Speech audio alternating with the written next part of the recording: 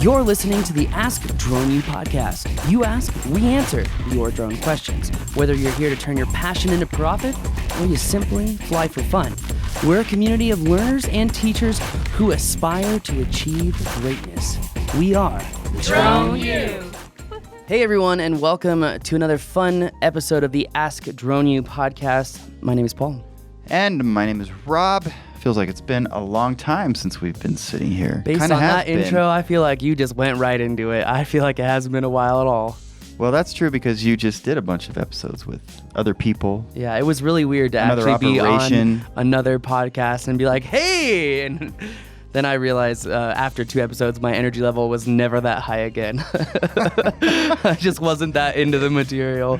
So it is definitely helpful to be passionate and enjoy what you're talking about. Yeah. Totally. Sure. You were on the podcast I was hosting the podcast. Really? Yeah. I didn't know that was a part of the deal. Yeah, if you ever check out the Surviving Mold podcast, you'll see my pretty face on there. Wow. Well, go check it out. Help old Paul's, plural, out. The other Paul. Yeah, that's true. Anyways. But I'm really excited to be back on the show. Also really excited because we are a week away from my wedding. So if you hear a bunch of shows or see a bunch of shows and I'm wearing the same shirt, there could be a reason. It's because I'm trying to get all these shows filmed for you guys so you always have new and updated content even when I'm away in beautiful Kauai or Maui. That's not where the volcano is. No, that's in Hilo. Hilo, okay. That's actually where one of our students, Jeremy, lives. That's where Jeremy lives? Yeah, he was, Mm-hmm. Speaking of Jeremy, he's coming to the fly-in. Yeah, I'm really excited about that. So let's just get right into today's question, which is brought to you by the Drone U Fly-In. This is Drone U's second annual conference that showcases 10 different practical flight missions that you would face in the real world. Missions like crime scene investigation, investigations and inspections. Maybe you're even going to have a fun little obstacle course race with your friends, or you want to challenge one of your friends like John McBride. Well, luckily at the Drone U Fly-In, this 3-day event is really going to test your skills. It's going to help you gain confidence and not only learn from the instructors who will be teaching at the fly-in itself, but you'll also be learning from other people as well. Check it out. Our early bird pricing actually ends in 5 days. So you're going to want to go to droneuflyin.com and sign up. And for the first year ever, we're doing a business boot camp because we see that so many drone pilots are focusing on building their skills and not building their business. So this year, with the option, you can come a day early and get business training from some of the biggest professionals in this industry. And honestly, guys, I think it's worth it. So check it out, droneuflyin.com. That's DRONE, letter U, FLYIN.com. Check it out. Hope to see you there. Hey, how's it going?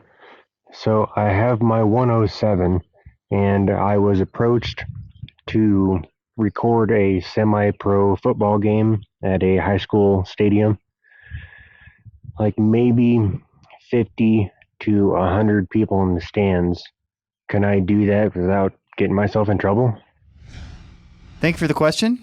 No name there, but we appreciate it regardless. Thank you for taking the time to get it in. And by the way, if you have a question of your own, go to askdroneu.com. We'd love to hear from you. So 50 to 100 people, stadium, flying. It doesn't sound overly complicated. Yeah, I don't think so either. But I think one of the big things here is that a lot of pilots are just wondering, they don't want to get in trouble. They're worried about, ruining their business or insurance or whatever. And I get that. And I think it's a valid concern.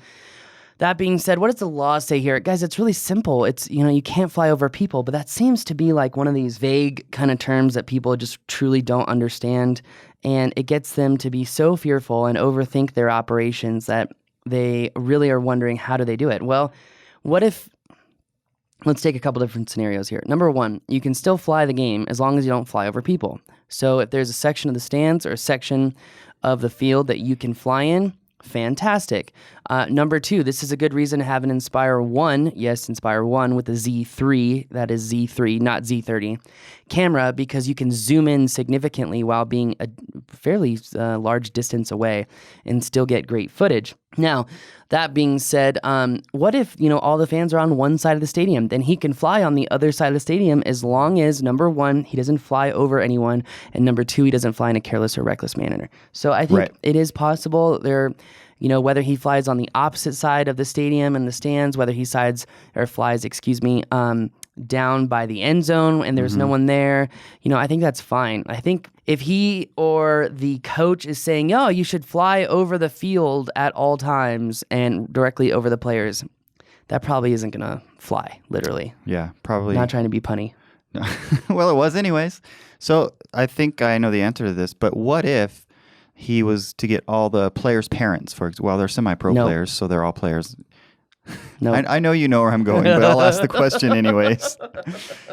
Could he fly if everybody gives him permission? And I'm And asking consent. a leading question because I know the answer, but I mean, the FAA kind of got rid of that whole idea Right. with the, what is it, remission? I guess remission is definitely not the word. But when they took away the MPTOMs rescission. in November of 2016, they pretty much was like, nope, even if they consent, no.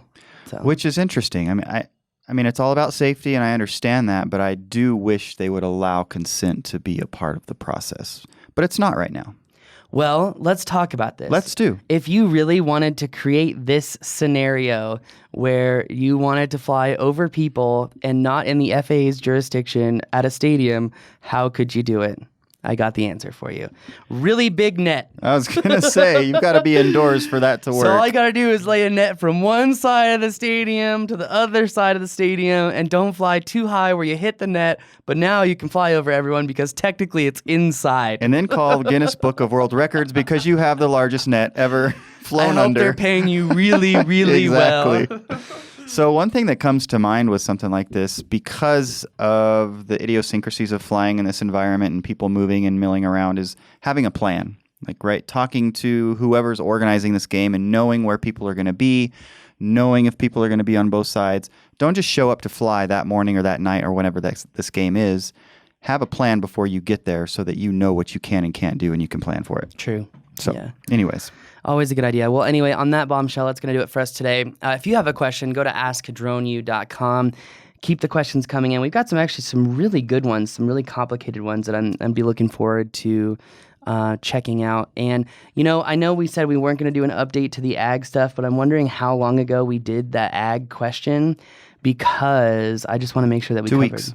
2 weeks ago? Was that? It was before you went to the Pix 4D class. Then we should probably redo that one. That's what I was thinking. So, anyway. He All right, doesn't guys. listen to me very often, though, guys. I never listen to him. He's always wrong. Old man. I think you know better than that. I'm just kidding. I love you, Rob. All right, guys, that's going to do it for us today.